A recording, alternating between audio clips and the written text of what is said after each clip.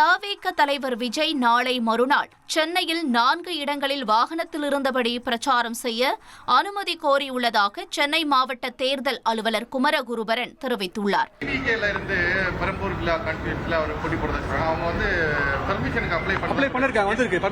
அவங்க 28 அன்னைக்கு ஒரு 4-5 லொகேஷன்ஸ் கேட்டிருக்காங்க, அப்ளிகேஷன் போட்டிருக்காங்க. we are processing it.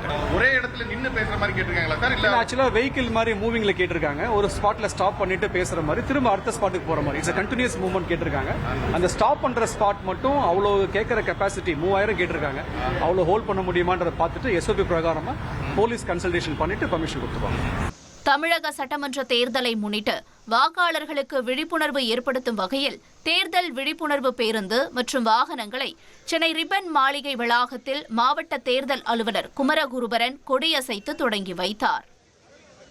1,27,00,000 மனங்களை வென்ற தந்தி டிவி யூடியூப் சேனல். தவிர்க்க முடியாத தம்ப்நெயில்ஸ், கலக்கலான கான்டென்ட்ஸ். நீங்களும் இந்த குடும்பத்தில் இணைய இப்பவே சப்ஸ்கிரைப் பண்ணுங்க.